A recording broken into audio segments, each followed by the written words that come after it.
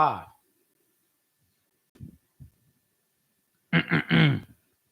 Mike's on, Mike's on. Mic check. 1, 2, 1, 2. Super Dave. Yo, Episode 35, man. we here. We 35 in right now. It's your boy Chris. I'm here with Super Dave. Yo. Pick and Roll Podcast. Happy holidays. Happy Kwanzaa. Happy Hanukkah. All of that. Merry Christmas. Everything. Even if you worship the sun. Happy holidays to you. You know what I'm saying? But yo, I'm glad to be back. What did you want for Christmas from the Giants? Look, man. The Giants got demoted to the MLS. Okay, so they in MLS because they Yeah. got soccer scores. Yeah, I presume that's what you're all, saying. all we do is kick field goals and punt. You know what? It's tragic, man. I believe Jake Fromm started, right? Yeah, Couldn't put up a touchdown. couldn't put up any yards. Listen, your kicker's getting a lot of work though. You know you got a solidified kicker on the roster. You know that's something you got to look forward to next year. Graham Gano should have been a Pro Bowler. Yeah, I think so too, man. Because anybody who would want to keep kicking under those conditions should be a Pro Bowler. You know what I'm saying? But you know, is it time for Gettleman to go? Yes. Is it time for the coach to go, the head coach? No, I'll give Joe Judge another year. So Joe Judge gets another year. Yeah, I'll give him another year. What happens with Saquon? I'll franchise him. Okay. I'll franchise him. I'll let him play under that franchise tag. Prove itself. Prove it. Yeah, cash him out. Yeah, and then we'll see. We'll go from there. See, that's the thing, though. It's all about who Saquon is, right? Because you would assume that he'd have to play hard for the rest of his career, but when guys are under that franchise tag, there's no guarantee. Oh no, your contract's fully guaranteed. Yeah, but there's no long-term safety, right? Right. So what would be his incentive if he gets hurt to kind of come back and play? Is he a competitor like that? I think so. Yeah. From the outside looking in, but that franchise tag can be dangerous, especially for offensive players. Or if we don't franchise him, give him sign him to a 1-year prove it deal. You know what I mean? With a lot of incentives. You need to get, this amount of yards. You need to play this amount of games, get this amount of touches. Yeah, a lot of escalators. Yeah, and then we'll revisit that. And then with Daniel Jones, I don't want us to pick up his 5th-year option. I want him to play on the lame duck contract next year. Right. Because he's better than any rookie that's coming out right now. Got you. He's better than any rookie right now. I'm cool with keeping Daniel Jones if we can't if we can get a bona fide upgrade at the quarterback position, someone that's been in the league, a Deshaun Watson, a Russell Wilson, Aaron Rodgers, or whatever. If we can upgrade the position, all right, cool, trade him. But if they want to trade him and then draft a quarterback, that's going backwards. I would say, put him in a deal to try to get one of them top flight quarterbacks, and then if we can't, we get 2 first rounders. You know what I mean? Yeah. Get off as a lineman. I got you. Do you see any quarterbacks that if they're on the board that you're taking, even though you got Daniel Jones in house? A rookie contract? Yeah. No. Any quarterbacks in the draft? No. So nobody's worth it. No. This might be the weakest quarterback draft in 10 years. Yeah.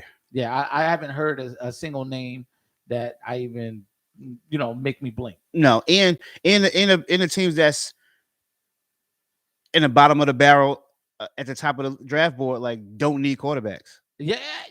That's one thing I've been seeing. I mean, aside from Washington, Carolina, just off the top of my head, everybody has their quarterback question answered pretty much. Seahawks might need one if Russell Wilson gets traded to the Giants, because it's looking like it's probably going to be his last year there. Yeah. They lost a bad one in the snow at home to the Bears. They probably shouldn't have lost that game. I don't think anybody should lose to the Chicago Bears.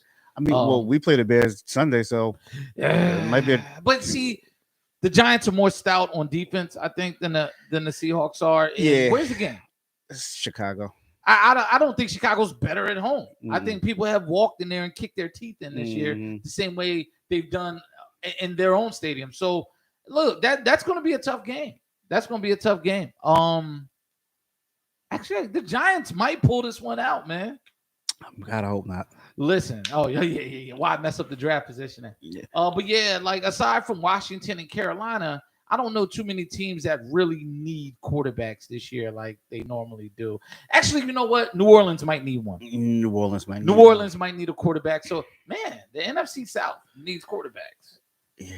Yeah. So all right, man. So that's that. Well, I just wanted to touch on the Giants real quick. The Chicago Bulls.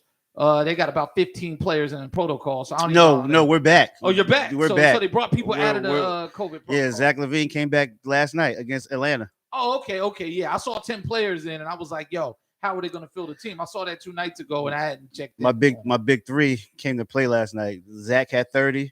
DeMar had 30. 30. Yeah. They both had 30, and Vucevic had 24 and 17. We're going to get to the NBA talk because I got to start the show off. RIP to the legendary Trailblazer, the head coach of all head coaches, John Madden. Yo, John Madden just died today, age 85, NFL legend, video game legend, marketing legend, sports talk analyst, commentating legend, John Madden. We grew up from the era where it was Madden and Summerall. Yeah. That video game pretty much raised us. Yes, that video game taught us football outside of watching the games and learning and playing the sport. You picked up Madden and learned about, route combinations and how to draw plays up, and you learned about strategy and things like that. You could always tell your friends that knew football by how they played Madden. Yep. Like I remember bringing people to the house and milking the clock and running ball control offense. They're like, nah, Chris, you a coward. You can't throw. Listen, this is how I play. This is how I play. Look, the clock is my friend. That's the third dimension. Offense, defense, the clock. Yes. Remember using that 2-minute drill and just run, setting up your field goal for the win. Exactly. And Madden used to break a lot of stuff down on that telestrator, him and Pat Summerall. And what's crazy is they were like 2 generations older than us. Yeah. But they still connected. Yep. Nobody was looking at it like, oh, who's this old guy talking? The way kind of guys get pushed out now in favor of younger guys. We didn't look at it like that. We respected the game. We respected the knowledge that they brought. And John Madden, man, he had fun watching the game too. Yeah. So a guy would get cracked, helmet fly off. What was boom, wham, speed kills, whap. Yeah, speed kills. Oh, gotta watch out. Stay off the street. You know what I mean? Like John Madden was a legend. He was a legend as he comes. And the fact that he was the dopest coach the Raiders have ever had. Yo, I'm gonna pull up John Madden, and this is wild. I want people to understand how much of a legend he is. If you're not familiar with who John Madden was as a coach, his winning percentage is 76.3%. His playoff record was 9-7. His overall record was 112, 39-7 as a head coach. I think he still has the highest winning percentage regular season of all time. Regular season winning percentage of all time. He was pretty much like Bill Belichick before Bill Belichick. Yeah. And he gave it up, went to the broadcast booth after 11 years, and he just became a legend there. Yeah. And then like that video game, there'll never be another video, especially a sports franchise. No. There'll never be another one that has the staying power of Madden. No. Even people that no longer like Madden can still pick up Madden and play to this day from what they did on Madden 98. Yes. From Madden 92. I think the first Madden I played, well, I know there was John Madden football. Yeah. But Madden 92 was the first one we had. And that was when I first got into it. And I was like, oh, yeah, this is the one right here. Because there was that, and then there was Joe Montana Sports Talk Football. It was Bill Walsh.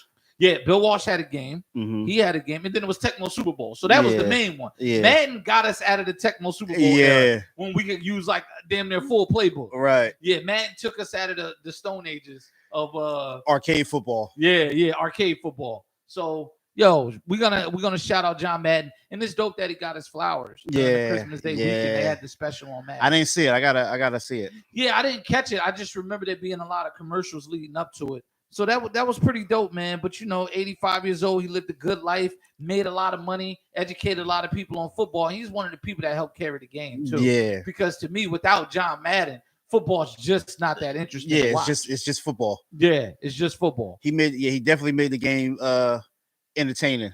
Oh man, the Turkey Leg Award too. Yeah, and he rode the Madden Cruiser everywhere. I want somebody to pick up that mantle everywhere. I want like Jim Nantz or Greg Coates, somebody just Madden used to drive the Madden Cruiser everywhere. to California for the Pro Bowl to California, and then drive the bus on a boat and then have them take it to Miami, Hawaii, because he never flew. It was in the budget. I'm pretty sure it was in the budget. He had the bread, but I'm pretty sure it was in the budget. But the Madden Cruiser was one of the flyest things ever, yo. Like just seeing that, like, yo, this dude really rides from state to state, from game to game on the damn bus. Mm-hmm. Yo, and the best John Madden cameo of all time, Little Giants. Little Giants. He showed up with all of the greatest players. Mm-hmm. Yo, listen, if you want to know 90s football legends, watch Little Giants. And watch the scene where they come out and teach Rick Moranis' team how to play. That's one of my favorite John Madden memories, when he taught the young boy the annexation of Puerto Rico. Listen, man. Yo, that's crazy. But see, I'm one of those people, right? Old time coaches like John Madden, who were great back in the barbaric era of football, always wonder how they will coach now. Because I'm one of those people, I don't think that, like, because the game is different, this guy wouldn't know how to put a passing game together. No. The route combinations are the same. Yeah, those never change. No. The route tree is the route tree. Yeah, the route tree is the route tree, right?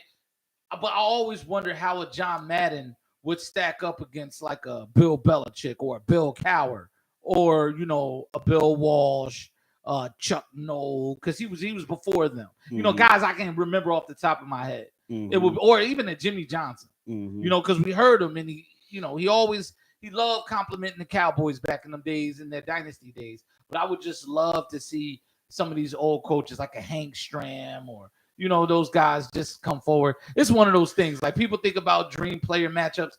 I'm weird, and I like to think about dream coaching matchups. Yeah, I think he would. Them old coaches would have to adjust to a more passer friendly league now. Yeah, because back then it was all about defense and running the ball. Yeah, and physicality. Yeah, low man wins. Like, your quarterback. You didn't ask your quarterback to go out there and throw 40 times. No, not at all. Your quarterback maybe threw the ball 20, 25 times, and then your running back carried the ball, and then your defense played. Well, what's wild is we're starting to see that change in the NFL, though. A lot of the most effective teams, and we might as well just jump right in to the NFL talk, they have to run the ball to be successful. Right. You're starting to see people run the ball. Now, I watched KC the other day, and yeah, they got up on the Steelers early and blew them out on Sunday, and they do look like the favorite. But Edwards-Helaire was having a game running the ball. Mm-hmm. Buffalo got up on the Patriots and was just nonstop. Patriots had no answers. That was a big win for Buffalo. A big win because they decided to have balance. The Colts are surviving from the fact that they're running the ball and protecting Carson Wentz. The Patriots had been, up until that point, up until Sunday, able to survive by running the ball. Are we seeing a resurgence of the run game in the NFL? Yeah, a little bit. Teams are starting to, really crack down on taking away the passing game. Yeah. So you need that. You don't even have to have a dominant running game. If you just prove to teams that you are willing to run the ball, right, to soften the defense up and to open up the passing, it's coming back. Look at the Browns. Like, the Browns are at their best when Chubb is running around. Yes. The Titans aren't the Titans like that without Derrick Henry. Well, and this is what I say. All of your best quarterbacks came into situations where they had running backs to protect them. Mm-hmm. Let's look at Russell Wilson. He comes into Marshawn Lynch. Mm-hmm. People forget the running game shielded Russell Wilson from a lot of struggles that you see he's having now, because they don't have that running game there. There is not even a Chris Carson there. They don't have that running attack. And because of his stature and the way he has to play, it's kind of tough on him. And I'll get to that point in a little bit. I'll circle back. But you look at the Packers, they had running backs. For Aaron Rodgers, Tom Brady always had running backs. Yeah. He didn't really become a thrower.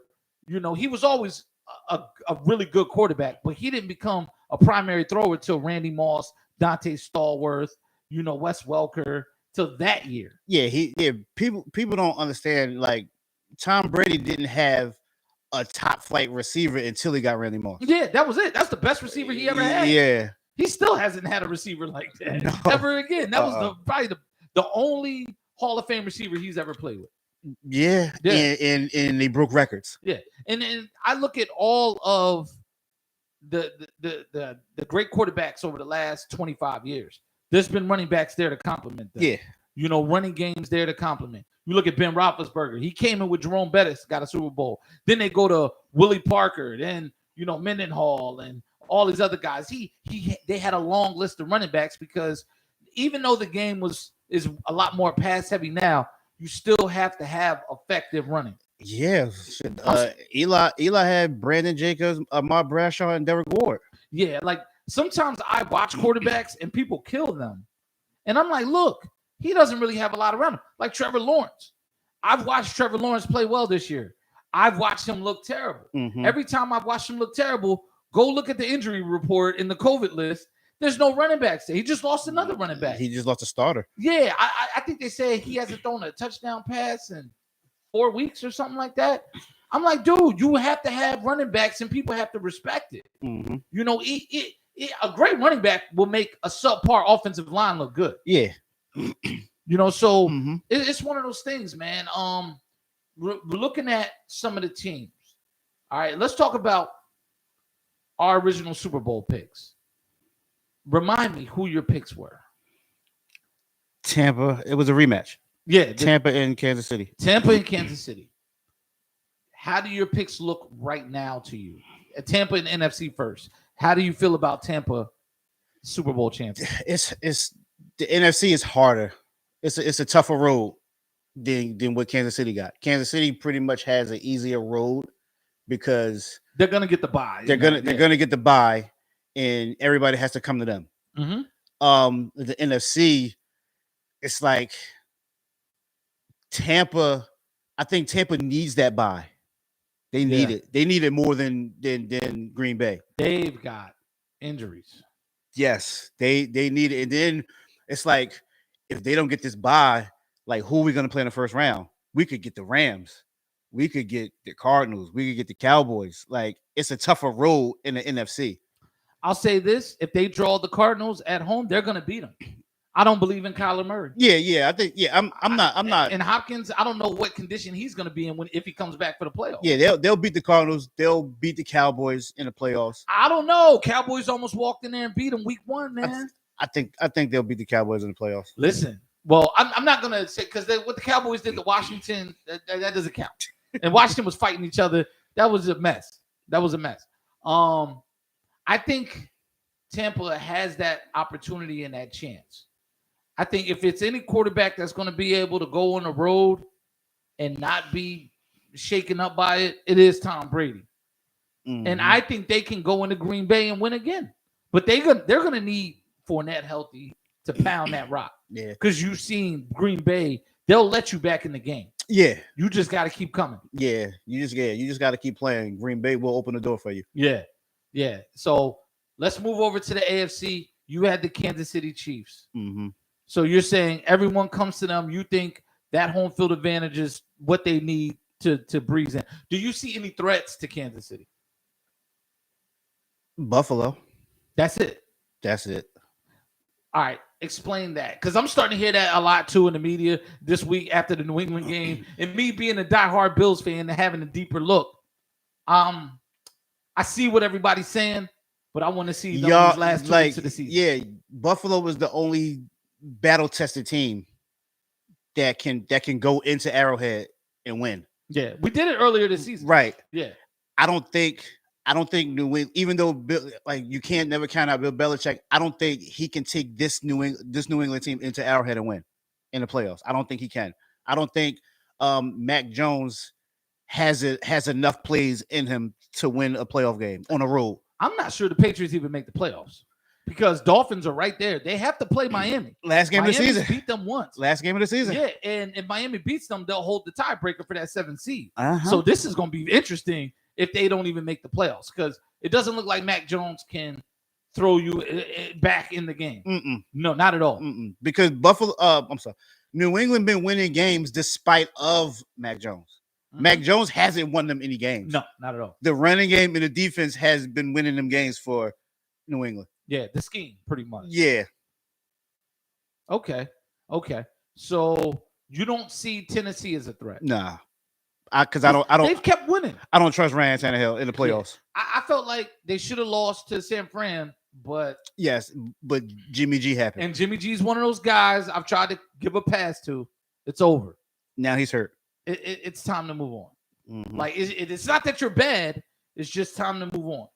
The Washington is waiting. Mhm. You know, you'll be a bridge quarterback for somebody, or the Treadwater guy. You'll be with New Orleans is waiting. Yeah. Somebody out there can use you, and hopefully you take that opportunity and revive your career. But it's over in San Fran. You don't think that the Colts have what it takes to run Jonathan Taylor in the grind that game out if they got to go to Kansas City? Or you think the Colts first round matchup may be too tough? Who would they be playing right now in the first if the playoffs started right now? Well, I don't want to I'll wait for next week because right now there's so many possibilities. Yeah, and there's so many ways that this could go. But the Colts, they're not looking like the 7th seed right now. They're like in the 7-6 spot. Like they'll be around that. So they'll either be going to Buffalo or they'll be going to NFC North, like Cincinnati. Yeah, they could beat they could beat Buffalo. We know that. Yeah, we know that. But it's just tough to walk into Buffalo and win twice. Yeah, it definitely, especially playoff time. And also, the Bills held a lot of people out that game, and they kind of overlooked Indy. And my whole thing is too, I'm a Carson Wentz guy. I was a Carson Wentz defender and supporter, but he has yet to play a playoff game that was really highly meaningful, right? Or highly meaningful football in the playoffs. Mm-hmm. Do you trust Carson Wentz? No. At quarterback? If New Indy's defense is had and they got to force Carson Wentz to throw, do you trust him? No, I do not. Because I don't trust that receiving core. When I watched Indy the other night, I said, Ben, I'm looking at their receiving core. T.Y. Hilton's over the hill. He's cooked. Philip Dorsett, as athletic and as fast as he is, not the best receiver, like hands-wise. Michael Pittman is their best receiver. Yeah. He's solid. I like him. He's solid. I like him. Yeah. And it's gonna be a crucial week for them because they're still in the. I don't even think they have a playoff spot lock. I think they're still in the hunt. If I'm not correct. Yeah. If I'm correct. And Carson Wentz is one on the COVID list. Yeah, I did see that. So they're trying to get Phillip Rivers to come out just for these next 2 games. Listen, Phillip Rivers took us to the brink last year. The Buffalo was about 2 plays away from losing that game in the first round because Phillip Rivers. It was all knowledge. It was Jedi quarterbacking. Even though my arm is limited, I'm bringing it to you. Mm-hmm. So I don't want to see Phil. Well, actually, he's been on the couch all year, so I'll take Phillip Rivers. I'll take it. You know what I mean? Because he can't push the ball down the field, especially if the wind is blowing. For some reason, Buffalo has extreme weather. So it's gonna have to be a running game. Do you trust Cincinnati in the playoffs? Because Joe Burrow's balling. I think Cincinnati can win a playoff game. It all depends on the matchup they get. Yeah. Joe Burrows he's definitely balling. He needed a number 1 type receiver, and Jamar Chase he's come into the league. And what's crazy is I expected Jamar Chase to play like this because I've been telling people for the longest that Devontae Smith only got the Heisman because Jamar Chase sat out in college. I think he was the best college wide receiver when he played.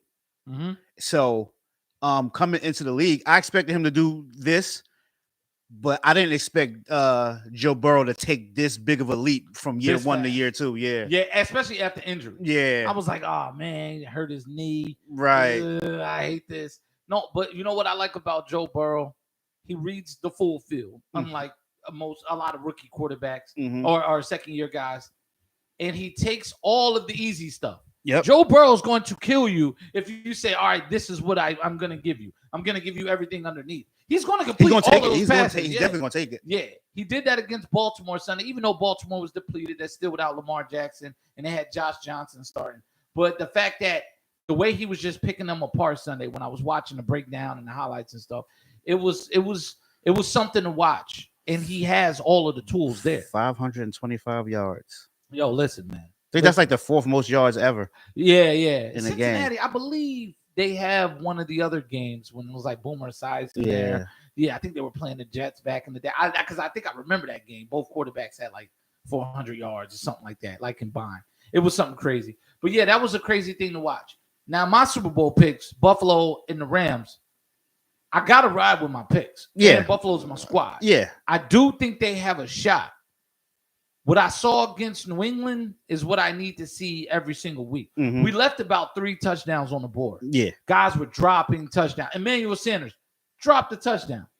First game back. Yeah. We'll give him a pass. He was body catching. It's old man stuff. It's like, all right, old Yeller, like, do I got to take you out in the field? Like, what's going on here? This is not what we signed you for. We had John Brown.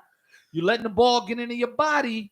Why are you never gathered when the ball's being? And it's not like when you're playing with a quarterback that has a cannon for an arm. It's not good to body catch. No, not at all. But it feels like when the ball's coming his way, he's working so hard. It's hard for him to get his body ready to catch it. And that's a sign that you're getting old. Mhm. It's taking every little ounce of athleticism you have just to get separation. Right. And now we're starting to see a lot of the younger players step up and kind of outplay him. Mhm. Isaiah McKenzie steps up for Cole Beasley on the COVID list because he's unvaccinated for 2 weeks, right? Mhm. So Isaiah McKenzie steps in, has an all-time game. Like one of the best games I've seen in a very long time from a Bills receiver, right? Other than Stephon Diggs. And then we have Gabe Davis. That Mhm. is our number 2 receiver. He's definitely that guy. Mhm. I'm not so sure Emmanuel Sanders has a place if I'm the coach. You know, Moving being forward? a lion's share, getting a lion's share and playing that outside receiver role, that number 2 role. I think he's more of a slot guy at this point in his career. He needs to break zone, sit down, and things like that. But also, and this is, I got to credit my pops with this. The Buffalo Bills are one of the teams that the media has been killing for not running the ball. Mhm. We're like 95% pass, Yes. 5% run. Yes. The last few weeks, we've been running the ball, and it's been working. But I got to credit my pops with this. He pointed it out to me because you're never too old to learn. When Josh Allen's under center and they run play action, as opposed to when he's in the gun and they run play action, it pulls the defense out of position so much because it brings those linebackers up. Then they got to sit there and diagnose, and that's the time Josh needs to make his quick reads. Uh-huh. But if you have him standing in the gun all day, because I never liked their formation, right? Brian Daboll gets too cute. And I remember Deion Dawkins, the left tackle, said Buffalo has the mentality of the Golden State Warriors. Mhm. We want threes. No. That's not going to work. It's playoff time. Mhm. They put Josh Allen under center. Devin Singletary starting to get yards. The offensive line gets to tee off a little bit better. Your run plays get to develop a lot better. It's just a better game. And then we were killing the Patriots underneath. They had no answer for any swing passes or anybody leaking out the backfield. Yeah, it was just all day long. Yeah, they were playing a soft zone. Yeah. And pretty much was daring y'all to go underneath, and y'all killed them underneath. There's no more drop 8 like you saw week 1 against the Steelers, like you saw when we lost to the Colts, or like you saw when we took that terrible loss to the Jaguars that should have never happened. You're seeing the coordinators actually allow Josh Allen to be the premier player that he is. Yeah. It was very Lamar Jackson like. Yeah. And when you got your quarterback under center, it disguises everything a lot better. Way like better. you have like options now instead of being in the gun, and now everybody's like, we're not gonna fall for this little. We're just gonna lay on all the routes. Yeah, that's it. We're gonna cover 3, bracket Diggs, challenge everybody 1-on-1, and just spy Josh. We're only gonna rush 3 or 4 and drop 8 7. and then beat us. But that was a nice way to bounce back. Big win. Against the Patriots to get you back in first place. And it all started that second half against Tampa Bay, where I feel like we got robbed by the officials. Mm-hmm. That second half of Tampa Bay, that was Buffalo at full steam. That's when the coordinator said, all right, let's get back to what we did last year. We have a better roster around us, where we all know what we need to do to get this thing going. And I just think, like, I got to see us stop the run a little bit better, because we still gave up about 100 yards to New England's running back. Yeah. And we gave up a lot of chunk runs, like 20, 30-yard runs. That has to stop. Yeah. So That's where it is. I need to see us stop the run. These last 2 weeks of the season against Atlanta and against the Jets, I need to see us put these guys out, but I needed to see us be a little more stout against the run. I mean, with these two games, Atlanta and the Jets, like they really don't have running games. So it should be. We struggle against all running backs. It should be a lot easier to stop them. But like you said, like even though you're playing two opponents that you should like dominate, you have to dominate them. You have to dominate these games for me to feel comfortable. Yes, about my Super you Bowl have to pick in the dominate them. AFC. And if you guys make a run all the way to the Super Bowl, which I mean you picked them, you can circle back to that second half of that Tampa Bay game and be like, this is where our run started. Yeah, this is where Josh Allen and these guys had enough. Right. Even though we wound up losing that game, you know what I mean, refs blew some calls. Yeah. Even though y'all didn't win that game, y'all could be like, okay, we gonna take this blueprint right here, and that got us on our run. Yes. And then about the Rams. I saw them against the Vikings. I felt like the Vikings gifted them a lot of plays. The Vikings got outclassed, and they're just who they are. They're inconsistent. The Rams need home games. I think for them to get to the Super Bowl, the way things are playing out, they're going to need to get that second seed. And I believe it's still in play. Yeah, it's still in play. Yeah, because it's them and the Cardinals basically going for the second seed. And the Cowboys. And the Cowboys, yeah. I think they need it for them to have a chance. I don't know if I trust that team without Robert Woods or having to go on the road throughout the playoffs. I think LA is one of the toughest places to play, especially with the talent on that defense, having that crowd after you, then having that D-line after you. That's going to be tough in the playoffs. And Matthew Stafford's a gamer. Like, he shows up in big games. Detroit, their only playoff memories are from Matthew Stafford. I want people to notice, like, this guy is really good. He's really, really good. I'm happy he's where he is, but they need that first round at home. I think their defense can travel on the road. I think so. I think the defense could travel on the road. What you have to realize, what you have to remember with the Rams is, will Matthew Stafford travel on the road? No, will Odell Beckham Jr. travel on the road? Well, Odell, this playoff reputation. What Odell is like, will you do anything in the playoffs? Because your only playoff memory was you flaming out. Right. In a game where I think we could have beat Green Bay that game. You flamed out. So that's your only playoff. So that's your only playoff memory is one game you bottomed out, and that was pretty much the end of your Giants career. Right. But the Rams are starting to run the ball a lot better. To complement Matthew Stafford. The defense is going to keep you in the game. Always, yeah. And so much talent there. Right? And Cam Akers might play this Sunday. I saw him coming back.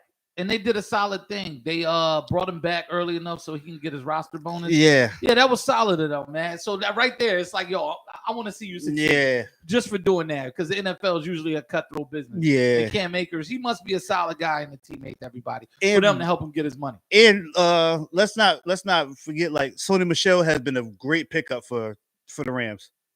Yeah. So I think the Rams, they have a decent shot. They do. But like I said, they need to win that division, get that home game. Yeah, I think that'll be the momentum that'll carry them. I think they win the division. Let's talk about Baker Mayfield. What do you want to know? I just want to know, like you've been riding with Baker for a while. Like, I want to know, are you still on the bus, or did you hit the button for the 409 to stop so you can get off? Listen, I am get off the bus, but I downshifted the gear and I'm looking around asking people, is this your stop? Like, look, I usually don't drop people off here, but I want you to know because I might get off. But what I saw in that Packers game, first of all, I'm gonna give you the reasons why I'm gonna shoot Baker Mayfield some bail. And I was talking to Browns fans on my timeline. I'm talking to a lot of people. He just came off the COVID list. Less than 48 hours before the game. Hadn't practiced in 2 weeks. Really hasn't practiced with the team in 4 weeks because they've been hurt. And then that team, if it's been one team that has been unlucky every time they start to look like something, and then the COVID list or injuries hit them, it is the Browns. So that's one reason why I'm going to cut them some slack. Another reason I'm gonna cut him some slack is his injuries. Like the dude is beat up. He's got a brace on his non-throwing shoulder. His knee has been racked this year. He's still out there trying to make plays. But and then the other reason I'm gonna cut him some slack is I don't like the scheme they run. I complain about this every year when people have small stature quarterbacks and tell them to stand in the pocket. And like I said, I'm going to circle back around to Russell Wilson. You have the running game to protect him, but when you draw up your run plays, I swear exclusively, Russell Wilson's first 3-4 years in the league, everything was a damn play action bootleg. It was rolling him out to a throwing lane and throwing to Jermaine Kearse or one of those other guys. You have to get him outside of that pocket because, and also the Packers had a hell of a D-line. That's not the game I want him standing in there, not being able to see. So when I see a lot of things like the overthrows to the receivers where he's standing in the pocket, patting the ball, doing this, that's not what he did at Oklahoma, and that's not what he should be doing in the NFL. It's up to you as a coordinator to put him in the best positions to win. I think you have to have Baker Mayfield on the move. He's not slow. He's not Josh Allen or Lamar Jackson. He's not even Russell Wilson. But he has that elusive ability and that capability to throw on the run. He's an accurate thrower. He can spin the ball, but he can't see. Drew Brees is the exception to the rule because he learned how to see. He did something mechanically and adjusted the way he holds his chin, and he's just a better quarterback, right? Mm-hmm. So he was one of the few guys that was that short, able to stand in the pocket. Kyler Murray is now struggling with that same thing because DeAndre Hopkins is not there to win that matchup every time. Mm-hmm. You have old AJ Green and a bunch of slot guys Christian running Kirk. around. Yeah, Christian Kirk, Isabella, whatever. You know what I'm saying? I don't know. Randall Moore. Yeah. These guys aren't winning their matchups. So, and safeties aren't backed up and staying over top. So they're like, yo, beat us from the pocket. We're going to mush rush you, beat us from the pocket. Mm-hmm. He's getting mush rush, and he can't make those same throws either. I want people to look at Kyler Murray's incompletions. A lot of his overthrows, a lot of his errant throws, they look just like Russell Wilson's. Because I just don't, and me being a little guy, I hate to say it, I just don't believe in a little quarterback like that playing that style of football. Mm-hmm. And that's what I say. Those are my pros for him. Mm-hmm. You know what I'm saying? Like, that's what I'm saying. Cut him some slack because I think you have to be creative, especially with that running game. You need to be pulling out all the stops, all the gadget plays, the jet sweeps. You need to be moving that defense around and getting them to exhaust themselves. Now, Baker Mayfield, to me, he's not anticipating his throws. Mechanically, I think he needs to bring the nose of the ball down. But it's also hard. But when you're sailing passes, one thing I see from him, I don't know if it's due to injury, but he's just pushing the ball harder than it needs to be pushed a lot of times. You got guys standing wide open in the intermediate quarter of the field. And he's missing and the ball's 10 feet in the air. It's going straight to the safety. I don't know what's going on there. He is not mechanically well this year. So that is bad. So are we still blaming Odell? I mean, you can't. I'm not saying look, all I've said is, Odell, you can't talk because the last memories I have of you in a Browns uniform, you were dropping a 4th down pass on a game. If they would have won, they'd be a little bit better in the playoff race right now. They'd be in the 6 or 7 slot. Odell dropped the 4th 3 in his hands. We saw him do it in New York, and he did it here. He did it in Cleveland. So Odell, and you hardly played. You're hardly available. And then Baker was dealing with Jarvis Landry being out, who was really his security blanket. That is Baker Mayfield's security blanket. I disagree. Jarvis Landry is one of the most high volume possession receivers I've ever seen. That dude have 142 catches every year. No, he's just not Baker Mayfield's security blanket. He's always the guy that they go to get Baker Mayfield going. No, Higgins is a security blanket. Higgins is the one winning the matchup. And to me, I disagree. I think Higgins is the guy that makes those plays that keep the shit from going all the way off. Yeah, because that year Odell and Jarvis was out. Yeah. Baker only had Higgins. Yeah, Higgins is the more athletic version, right? You're starting to see with Jarvis Landry in there, teams are bracketing him because there is no Odell on the other side. But Higgins is starting to make those plays. Like a lot of those drives are surviving because of Higgins. I'll give you that. Yeah. But I don't look at him as like the security blanket because the plays are drawn up for Jarvis Landry to be the first. No, read. I'm just saying like as like my definition of Higgins being his security blanket is because he has a better relationship with Higgins than he did with Odell or Jarvis. So the relationship was better with Jarvis when they were both practicing and together all the time. But Baker's like back when he was first drafted. Remember he wasn't the starter. He wasn't named the starter yet. No, but he's been through 3 coordinators too. That's another pro for him. So when he wasn't named the starter, when he was playing the scout team, it was just him and Higgins. Yeah. So then when he became the starter, he had that click with Higgins. Like, I know when it gets hard, when I need a first down, I'm gonna look for Higgins. Shout out to Pops. He said Baker is injured and he's playing for his next bag right now. Yeah, his career's on the line. And it's hard. It's like if you don't succeed next year, if they give you next year, you're Colt McCoy. Yeah. Bye-bye. I don't think Baker is a $200 million quarterback right now. No, but you might get 85. But like Teddy Bridgewater. Baker leads since he's been in the league, he's led the league in interceptions. But like I said, he's been through 3 coordinators. Cleveland is dysfunction. He's been through 3 head coaches and probably 4 offensive coordinators in that time because coaches have gotten fired. It's been politics. Todd Haley was hating on Hugh Jackson. So those are the reasons didn't get the job and he got fired. So you're gonna hang his interceptions on the coaches? Your destiny. When you get drafted in NFL, in my opinion, your team is your destiny, right? Like whatever happens is probably how you're raised. You see what I'm saying? And can we honestly sit there and say a guy with 3 head coaches in his first 3 seasons has gotten the best tutelage? This is what I'm afraid is going to happen to Trevor Lawrence. Look, I wouldn't have fired Urban Meyer. I will say this about Baker. He's getting the scrutiny because he was the first overall pick. Yeah. If Baker was a 3rd round, 4th round pick, we're not talking about him. If he's leading the league in interceptions since he's been a pro, it's not under the microscope as him being the number 1 pick. Yeah. It would go like, okay, he was a 3rd, 4th round pick, so yeah.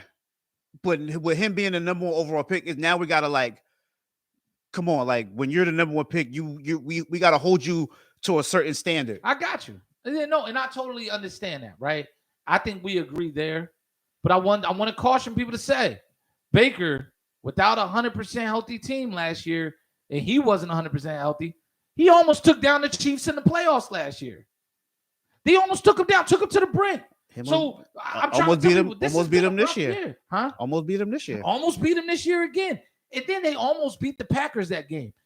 A lesser defensive line would not have done that to Baker Mayfield and the Browns. But also, you're going into Lambeau Field on Christmas trying to beat Green Bay. And Green Bay is probably the most balanced team in NFL right now. And they don't have, I don't think they have the best defense or the best D-line, but they have everything they need to make life hell for somebody like Baker Mayfield. You can score some points on Green Bay. Exactly. You can score some points, and they almost did. Yeah. And honestly, that last pick was pass interference. It was. Baker made the right read. He made the perfect throw. The dude grabbed the jersey to get leverage. I'm disgusted with NFL officiating because you can tell who the favorites are. He leads the league in 4th quarter interceptions. Because it's the situation they're always in. They got to throw. And look, I'm not saying that's not an excuse. Baker Mayfield, there's something mechanically wrong. I'm not seeing him throw confidently like he did in the playoffs last year or when was at Oklahoma or when I've seen him play well. He was looking pressed. But also, that O-line was getting rocked and he was getting physically rocked. Well, that O-line is built to run the ball. To run the ball, yes. Like their team is built to run. Right. So they're Cleveland is a team that we're gonna run the ball and we're gonna play action off of this run. One thing I think they're missing: big physical receivers. That's one thing Russell Wilson had. That's one thing Kyler Murray has. Guys who physically impact the game. Like, I'm bigger and I can run routes, so I am going to be there and winning my matchup. Physically. When I run to this first down marker and I turn, just throw it to me. I got it boxed out. Pitch and catch. Mm-hmm. We're gonna do stuff like that. Russell Wilson always had those guys. He never had smallish receivers. These guys were go-getters. They were vertical jumping receivers. What other big receiver Russell Wilson had They weren't besides small, DK? is what I'm Besides saying. DK Jarvis Metcalf. Landry's small. Yeah. Yeah, and that's basically their number one receiver. He's a smaller guy. Higgins has some size to him, but it's not big. And then they were doing the tight end thing for a little bit, but I'm not really.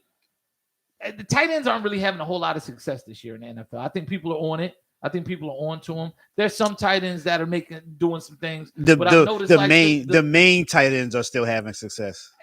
Travis Kelce, of course, but Yeah. I think he's a product of Tyreek Hill, Yeah, right? Like if Tyreek Hill is not there, Travis Kelce doesn't do anything, right? Like so, but even like Buffalo has Dawson Knox, like he struggles. But I just don't see a lot of physical talent on that team, right? Like I just think Jarvis Landry's a little. I think they're small at the wrong positions. Cleveland by far the most disappointing team in the league, though. The most disappointing team, as far as like what their expectations, what the expectations were, yeah, and what their talent level is. Yeah, their defense is for real. Yeah, because they spend a lot of money on the defensive end, and it's like, yeah. They put a lot of money in that defense. But like I said, they've been extremely unlucky, and they gave the Packers a hell of a game. I can honestly say they don't get their teeth kicked in by these top teams. They take them to the brink every single time. And that's one thing I think Cleveland's organization, looking at the draft this year, unless somebody like Russell Wilson wants to come to Cleveland. I doubt it. Yeah, exactly. Like no one says I want to come to Cleveland, right? But unless something like that happens, you got to give Baker another year. But I think you need to get more physical as a football team. And you need to change your approach. You need to get some bigger receivers. Maybe get another tight end and run some 2 tight end sets. Baker, they have 2 tight ends. No, but run those sets. I didn't see a lot of that. I see Baker, he's one of the best play action quarterbacks in the league, right? Because their running game is so good. Yeah. He sells it. Yeah. He's really good at selling the play action. Like this dude, if he was 6'3", we're not having these conversations. I mean, you could toss that around with any quarterback. Like if you have a top tier running game, your play action is going to be not all the time. Because I don't care who you put with Tyler Heineke, his arm is not going to beat you. I don't care how good his running game is and how good he is at selling it. He can't get the ball down the field. Baker can. You see what I'm saying? And he does. He delivers some dimes in that Green Bay game in the clutch and help keep that a close game. With Washington, like their running backs are designed as to be pass catchers. Yeah. Well, what I'm saying, put Tyler Heineke in that same situation, it doesn't work out. Baker has the arm talent. He has a great arm. It's just not accurate right now. And that's one thing I'm going to put on him. I'm going to put that he's pressing. And he's late on some reads too. But I don't know how much of that is due to injury. You see what I'm saying? I think he needs to be back there. They need to give it another run. Yeah, I think Cleveland is going to be in the same boat as the Giants with Daniel Jones with Baker Mayfield. Like, don't pay him. Let him play next year on that last year. Don't pick up that. Don't pick up the 5th year option. No, let them play it out, and then move forward. See what you got when the season's over. Right. Because I don't think they need to. Oh, Ben Roethlisberger's available. Let's sign him because he's not coming back to Steelers. He announced it like he needed to announce it, but you don't go that direction. I'm thinking of who else might be available. They're not going to go Jameis Winston. Cleveland's had enough. You know what I'm saying? They've had enough. And I think Jameis Winston honestly needs to go back to New Orleans. Yeah, that was their best chance at having a quarterback. I don't believe in Taysom Hill. I don't think not at all. He's a tight end. Yeah, and y'all killed Tim Tebow. He's diet Tim Tebow. Y'all crucified Tim Tebow. You need to crucify Taysom Hill. He's just not that guy. Yeah, I'm just thinking of quarterbacks that might be available. You got to stick with Baker one more year, man. Like I said, I'm not. Like a lot of people want to kill me, right? But I'm telling people, like, just look at the good Baker. He has as many good moments as he does bad. It's just that because he's the number 1 pick, y'all are weighing the bad moments a lot heavier. And then also that team's been through a lot. Cleveland fans, they said, yo, look, it's not my one man. Shout out to G Huff. He's on my Facebook friends. He said, yo, Chris, real talk. I ain't got nothing against Baker. It's just time for him to go. I know what it's like to be fed up with a quarterback. I'm dealing with it right now. I've been through JP Lossman, Trent Edwards. You know what I'm saying? I could go down the list. You know what I'm saying? The EJ Manuel fiasco, Tyrod Taylor. What you want? Jake Fromm was just on our roster. I know, baby. I know what's going on. Jeff Toole, Thad Lewis, like yo, we can go there. I know what it's like, man. I know what it's like. But like I said, I'm slowing the bus down. You know what I'm saying?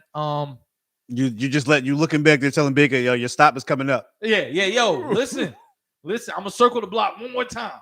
I need you to let me know if this is your stop. Mm-hmm. My pop said that the Cleveland could go after Hurts if Philly does a deal for an established QB. Maybe. But see, that's when that Hurts would just be a bridge there too. Yeah. I think Cleveland fans would. Yeah. I mean, maybe you get Hurts to push Mayfield a little bit. I don't know. You know what I mean? It's like, look, we can go 500 with Hurts because the team is much better. Or you could call if you're done with Baker, you could call Houston and say, look, man, Baker, Tyrod Taylor, Baker in a pick for Deshaun.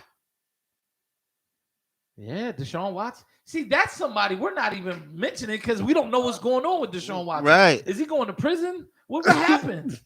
Like what happened? Nothing right now. He's not even. We don't know. He's not even suspended. Nah, he's just like, yo, I'm not playing. That is crazy because Deshaun Watson could really tilt the competition in somebody's division. Yes. Because he's not the kind of guy. I don't think he's going to be Le'Veon Bell. I don't think he's out here down in 40s and partying with models by swimming pools for a whole year. I think he's staying in shape, staying ready. And he's been at the facility. They said he works out. He just, stays healthy and in shape in case somebody wants him.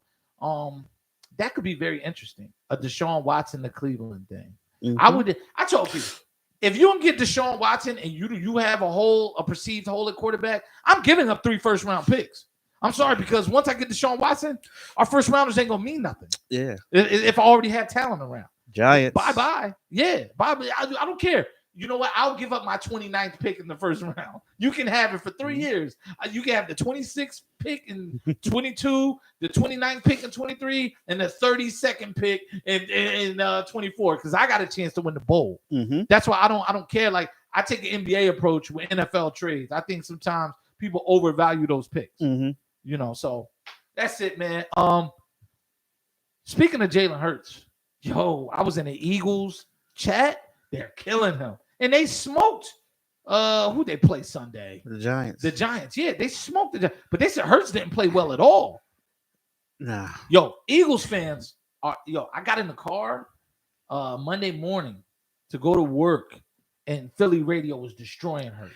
They want him out of here. See, he's polarizing. This is worse than Ben Simmons. He didn't. Yeah, Jalen Hurts didn't do anything Sunday. Like, we're bad, and my defense was holding on. It was 3-3 at halftime. I saw that, and I was like, "Yo, what is happening?"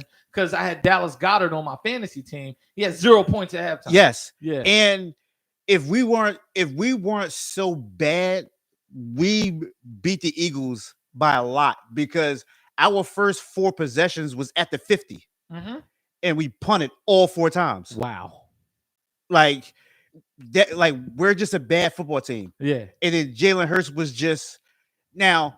I'm not gonna say it was all him because he was putting the passes right on the receivers. Goddard dropped a few, Rager dropped a few. They were dropping passes. Yeah, the running backs out of the backfield were dropping passes. But the second half, the refs missed the call on Fromm whether to go throw the ball. Couldn't step up. They grabbed his face mask as he was throwing it. They didn't throw the flag. Overthrow, interception, and then it was just downhill from there. And then, like, even though my defense played well, I don't care how good a defense that you have. If your offense can't stay on the field and keep putting the defense out there, you're going to give up points. Yeah. I don't care who you are. Yeah, it's going to happen. Yeah. Like, you can't keep going 3 and out. And Jake Fromm has a noodle for an arm. Yes. I don't think Buffalo really was like tears he was gone. And then after that interception, we pulled them and we brought Mike Glennon in, which wasn't any better. Yeah. Because at least with Jake Fromm, he was getting the passes out on time. Mike Glennon, for you to be a veteran NFL quarterback, he's late on the passes every time. I don't have much Mike Glennon talk. I didn't even know he was still in the league until you told me. I didn't know he was still in the league until Daniel Jones got hurt, and they was like, "Oh, Mike Glennon," and I was like, "Yeah, long neck Mike Glennon." Like for That all was of it. that, like I said the last show, we should have just re-signed Colt McCoy. Mike Glennon got paid too, man. He been made a Like, nice little career out of it. It's Man. it's crazy. Let's talk about the NBA, and we got to talk about your man Russ, man. Hustle Westbrook. Listen, so there's a few stories out there right now. The first is the Lakers getting smoked by the Nets. Yo, if I saw one sad ass game, it was the Lakers and the Nets. They just, I heard LeBron try to say, yeah, I'm glad we responded in the fourth quarter and made it competitive. I don't want to hear that from you. Mm-mm. Michael Jordan would never. Kobe would never. Mm-mm. You guys were down like 27 in the third quarter. Mm-hmm. I don't want to hear how you hustled and made it a game. Yeah. I want to hear you went into practice and you punch Horton Tucker in the face because that's who the guy you're going to blame it all on anyway. I want to hear that, you pushed Wayne Ellington down the stairs and you're handling this matter internally. That's what I want to hear. I want somebody to be upset. I don't want to hear this. It was just that they suck. The Lakers suck. The roster's bad. We've been saying this, right? Yeah. Anthony Davis is out, and it's only getting worse. But Russell Westbrook sits up there, and the media presses him about, what the fans are saying about the choices he makes, his decision-making, and his performance on a night-to-night basis, how inconsistent he is. Mm-hmm. And he says, people think it's easy to get 25, 10, and 10 every night, but they got to understand that's not normal.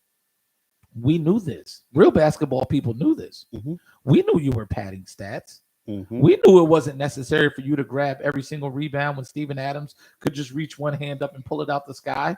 We knew this back then. Or when Steven Adams will let the rebound fall and say, come get it. Yeah, he'll box out a 5'9" point guard just so you can run around and get the rebound. So he responds with that saying, the fans don't really understand basketball pretty much. And people need to understand that he plays hard every day.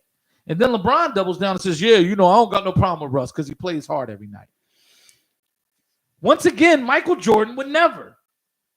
If you're not playing winning basketball, what are you doing? How hard are you playing if you don't impact the win column and you're the guy with the ball in your hand? What do you think is going on there? What do you think? First of all, how do I put this? Assess Russell Westbrook's reaction to the media question. Westbrook doesn't care. Westbrook is going to play Westbrook basketball. I'm so glad you said that. The Honey Badger going to do what the Honey Badger. Yeah, he's gonna play Westbrook basketball. What's that saying? Let Russ be Russ. Or the wrong let Russ cook. Don't let this Russ cook. Let Russ be Russ. Yeah, you're gonna get food poisoning. People, I'm one of the people as well. I like Russ only because he plays so hard. He goes out there and gives you 110%. That's what you ask for your players. Yeah.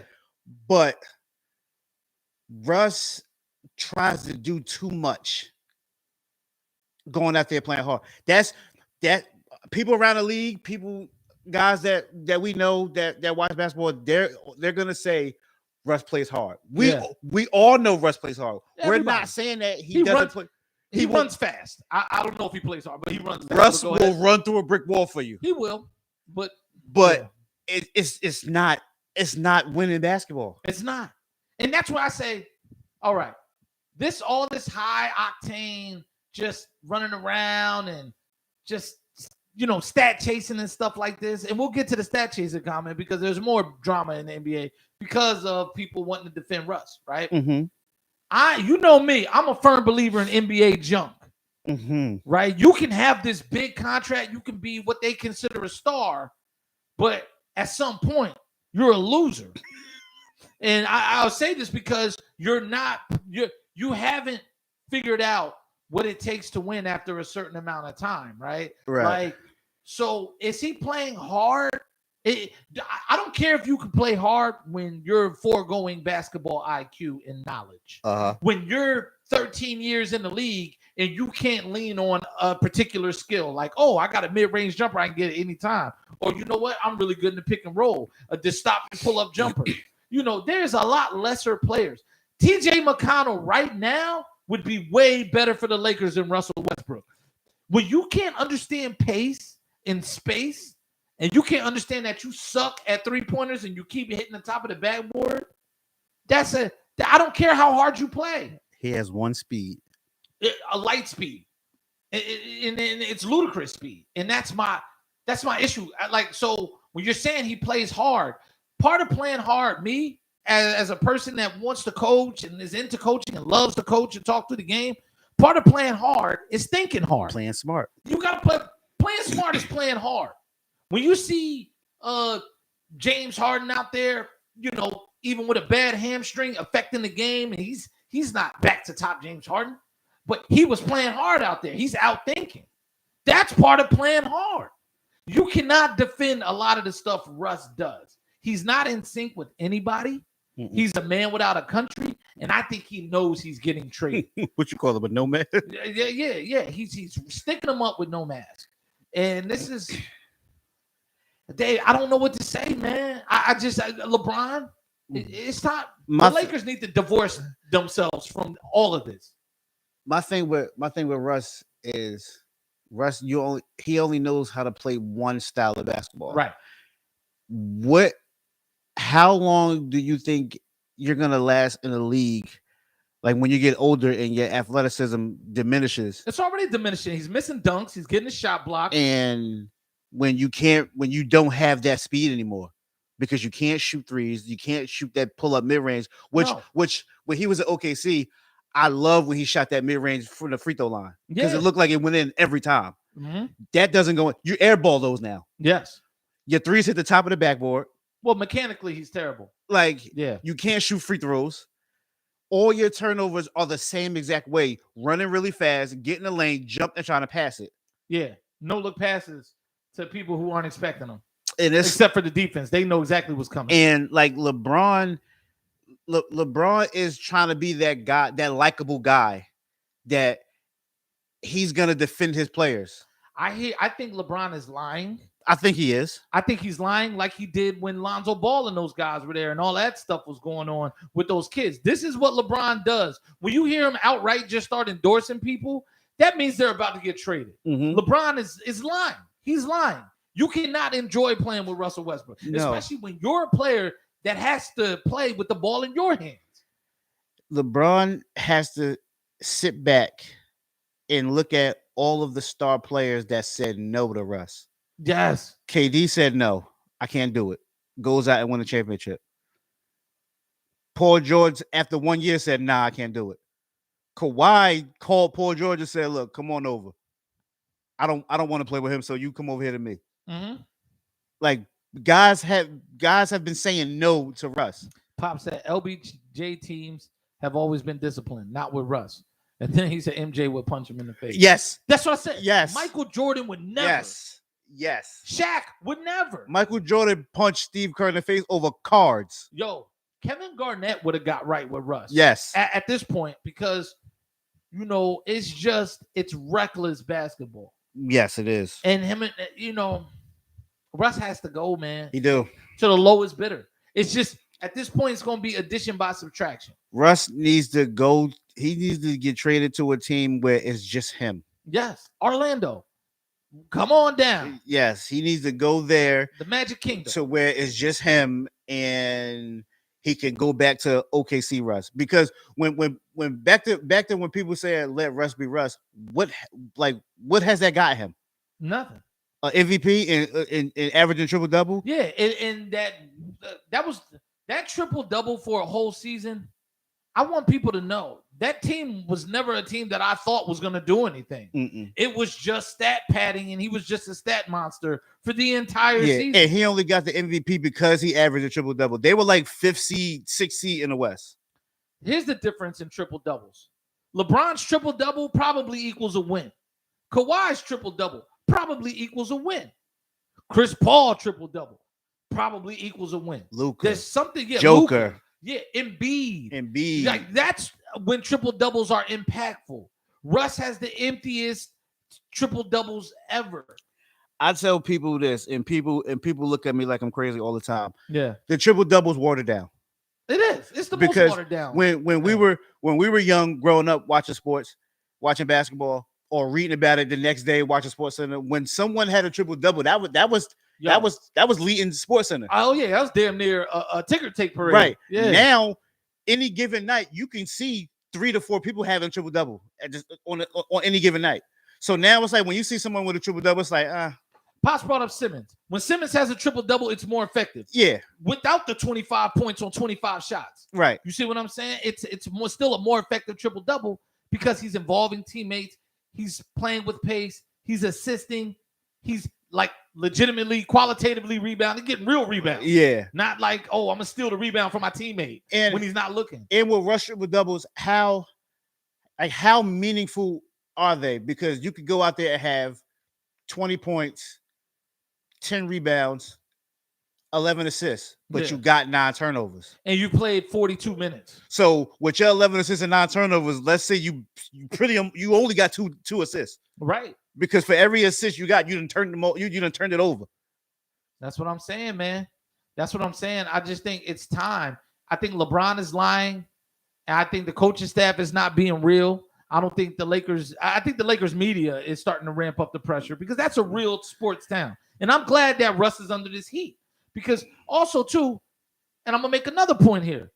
Russ, his best years came at a time when there wasn't a lot of competition at the point guard position. Mm-hmm.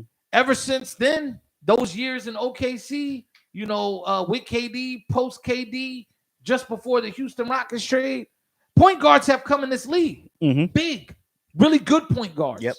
Physical point guards. Mm-hmm. The league is getting physical again. They're also not bailing guys out with calls this year like that. So Russ can't even lean on officiating. And that's another thing that Russ can't go to. He doesn't have the veteran moxie and our basketball IQ to lean on something that's going to help him extend his career. And honestly, this goes back to LeBron. I see Lakers fans killing Talon Horton-Tucker. I'm on the Lakers chat. You see I'm posting all the Lakers memes. Somehow Facebook sent me a Lakers fan page, and they are crushing Talon Horton-Tucker. But we knew this was going to happen. How long have I been telling you he's not that good? Listen, he's not. He does more positive for them than Russ does, though. He does. Because he's just doing his job. He does. And how can you expect a guy to get better when the best player, the most famous player, Mr. The Peyton Manning of basketball, and he remembers 90 plays from 20 games ago. Like, they all say all this great stuff about LeBron. Why doesn't he make young players better? This is your chance. You have a bunch of guys. You got Malik Monk here. You can revive his career. You got Talon Horton-Tucker. You got a bunch of guys on that team that need leadership. But you're going to sit here and let Russ take all the shells and play you guys into the 9th seed. This is what I'm talking about. Here's another thing I used to tell people. On one, dog. Here's another thing I used to tell people. Can anyone tell me who has LeBron made better? Nobody. I saw Chris Bosh sacrifice him. People sacrifice his career. You know what the most people the name that the most people tell me? Boobie Gibson.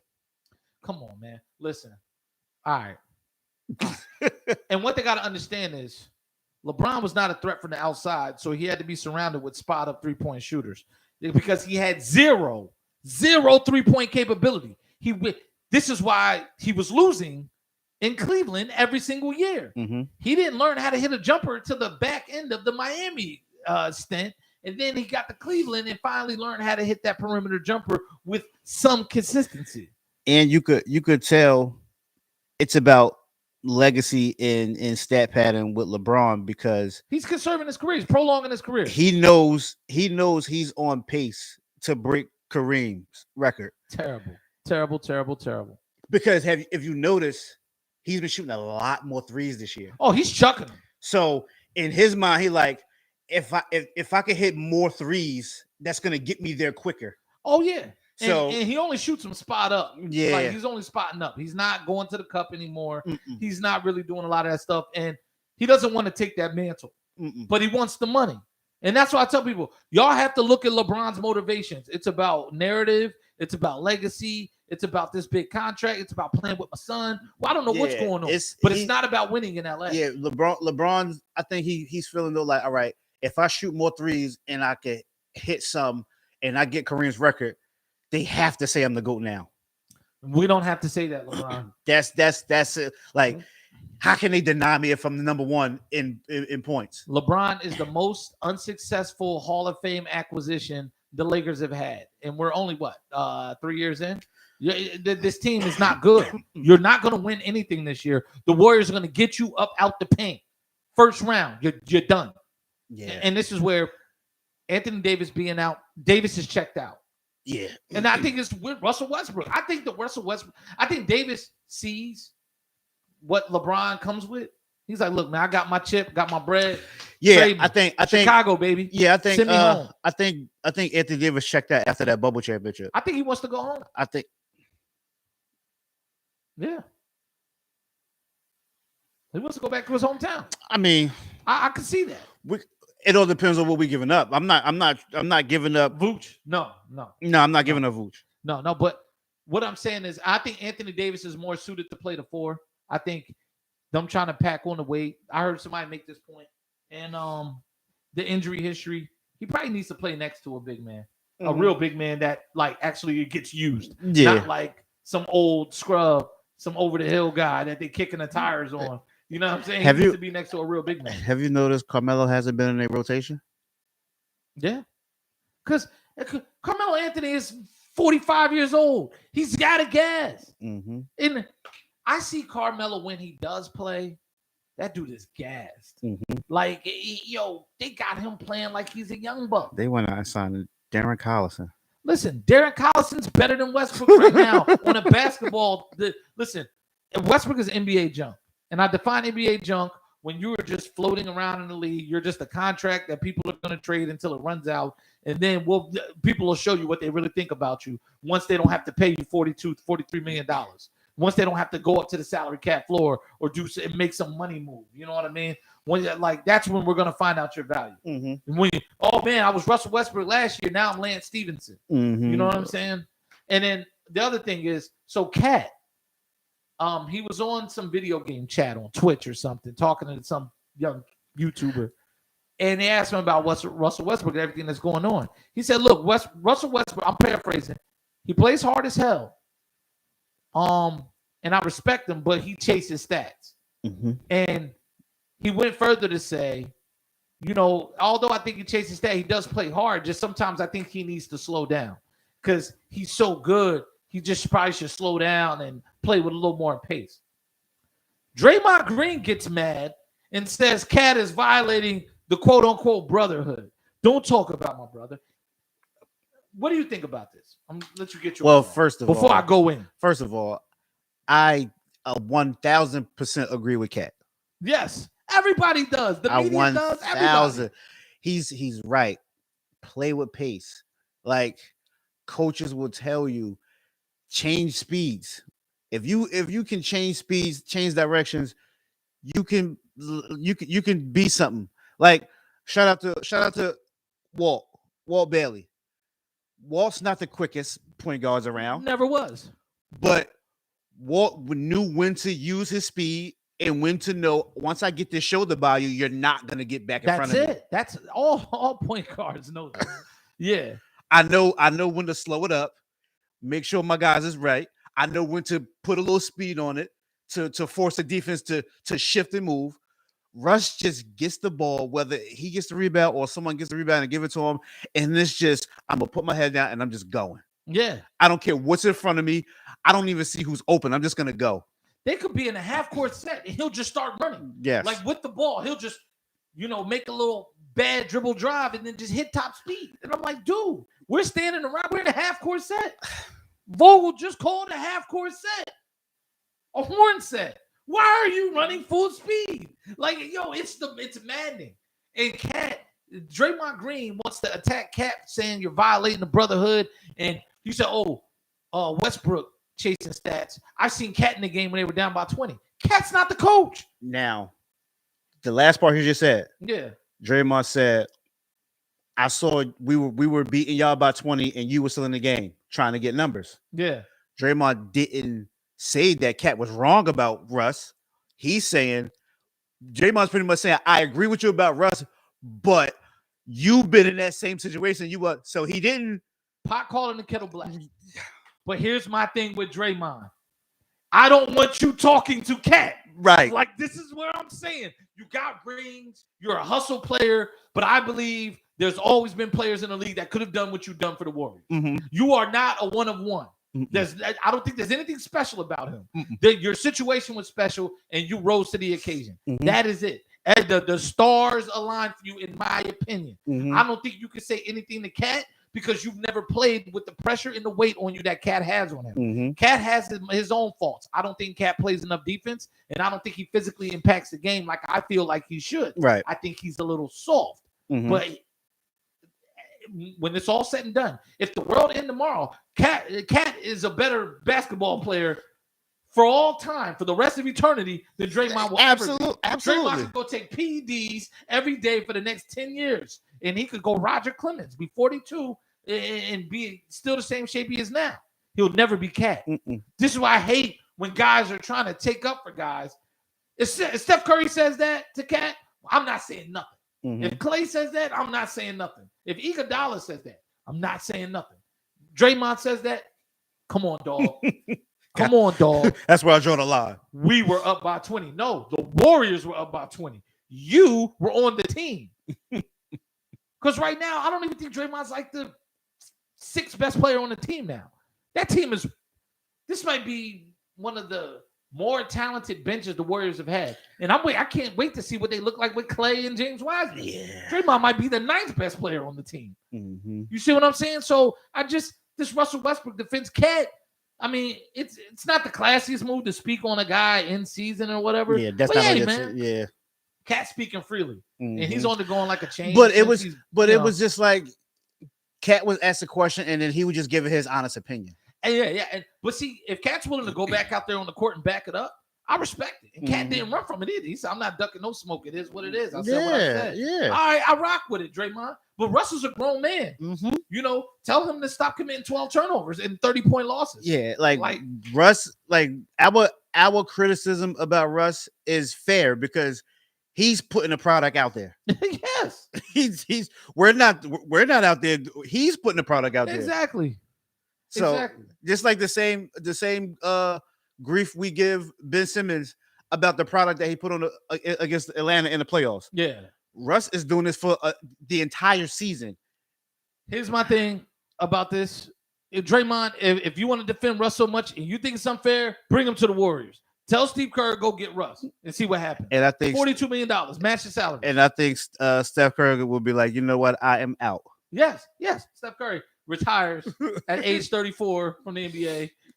Mid-season. Mid-season retirement. Steph Curry goes on and he joined the PGA tournament. That's what Steph Curry would do because he's a scratch golfer anyway. I think he would have much more fun. And I honestly, come on, man. It's just this Russ thing, man. This is like the biggest story in basketball right now. Like it's just like you said, like you touched on. We all saw this coming. Yeah. When they traded for Russ and they brought in Carmelo and they brought in all of these old guys, we saw this coming. We all said this is not gonna work. Lakers should have got Kemba Walker, like I said. Lakers should have did the Buddy Hield trade. They could have done that and got Kemba and Walker still got for $10 Kemba. million. Yes. You're giving Russ 42, 43. You didn't gave up pieces for him to Washington that are playing well. Kyle Kuzma looks like a basketball player. Oh, wow. KCP's looking like a basketball player. Listen, these guys can play ball. Montrezl Harrell is going back to that hustle guy. Yeah, that's what I'm saying. Montrezl Harrell's getting ejected, trying to fight people and stuff. Like, I get it. You know what I'm saying? These guys are playing their roles for other teams. You could have went so many other directions. Shout out to Kemba Walker. Taken out of rotation, gets back in the rotation, starts playing better basketball. That Kemba on this Lakers team, they'd be fourth seed right now. Right where I predicted them, fourth, fifth, whatever, and get bounced in the second round or whatever, right? But that's what I'm saying, man. And this is just, it all boils back to LeBron, man. When you hit your horse to that wagon, yo, it's over, man. It's over, dog. Yeah. You tanked. This is what I'm telling Lakers fans. Shout out to Lakers fans before we get out of here. Y'all forced Kobe out. Y'all made him leave. He still had some basketball left, but y'all made him leave. Kobe had enough. Y'all tanked. You got all these assets that are now max players, $100 million guys playing well. They're all over the league, just flourishing.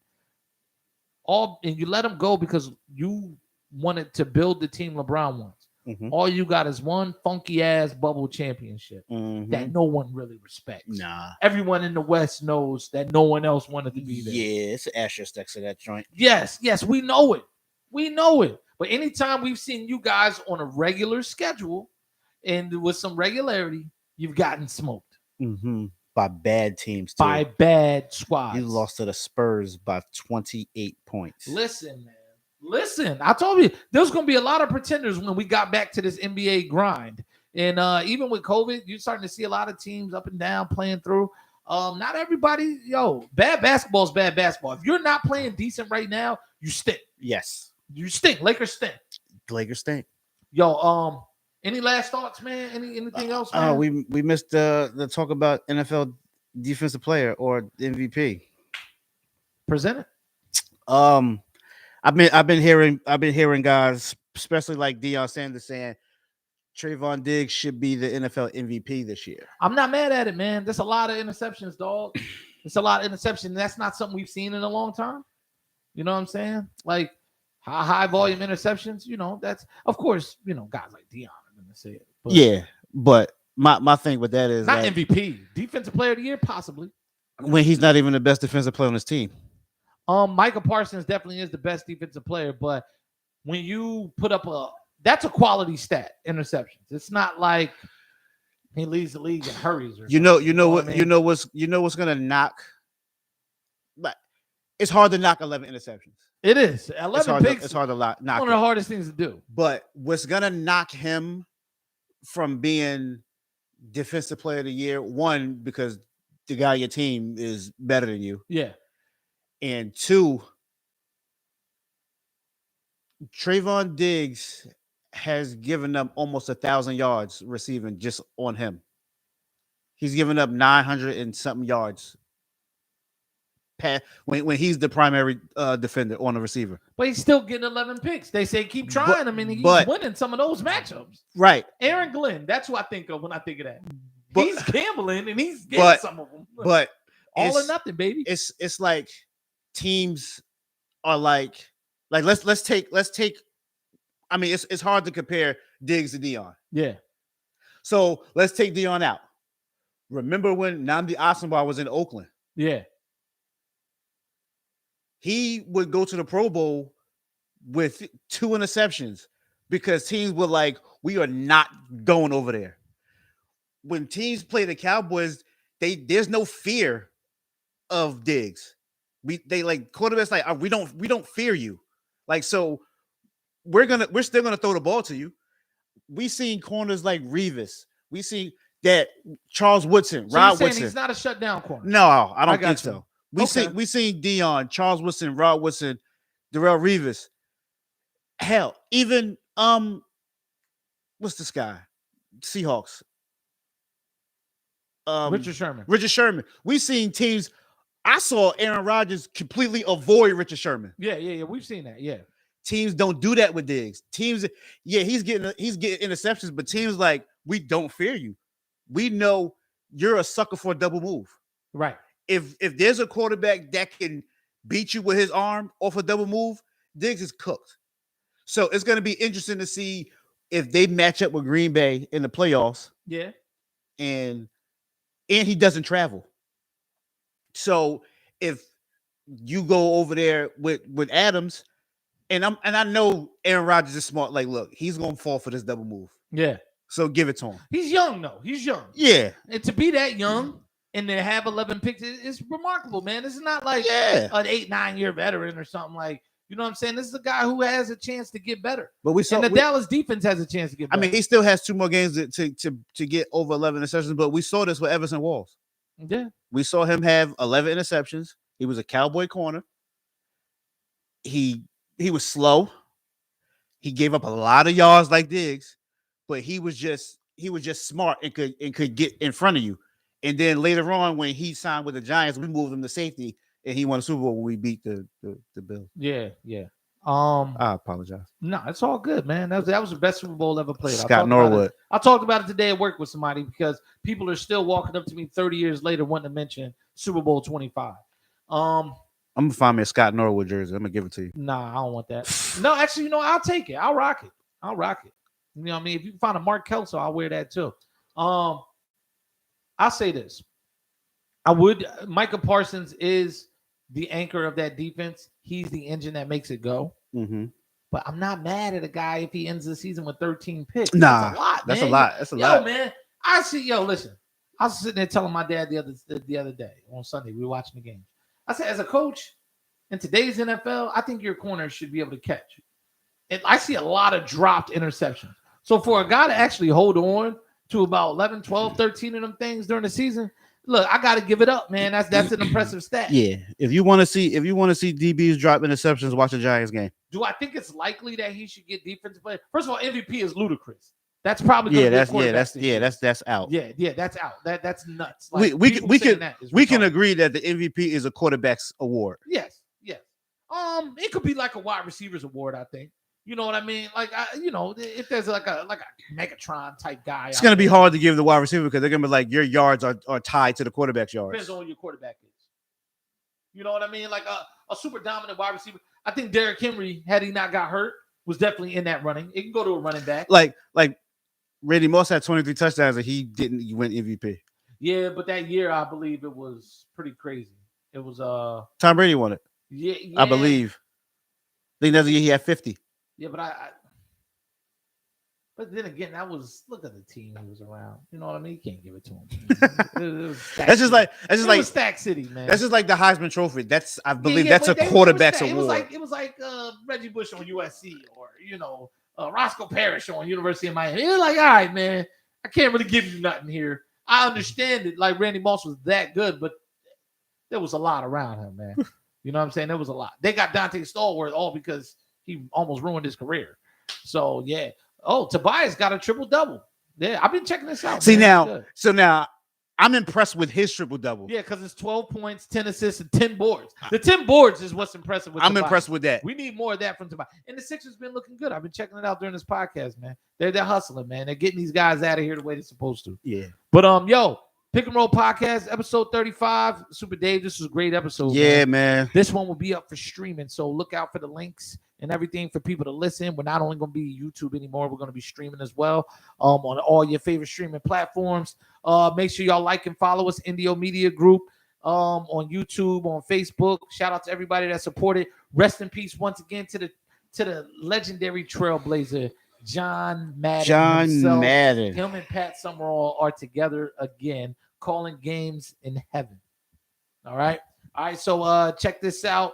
Y'all have a great night. Have a great week. Have a happy new year too. We coming back in 2022, man. We ready. Mm-hmm. We ready, man. We out.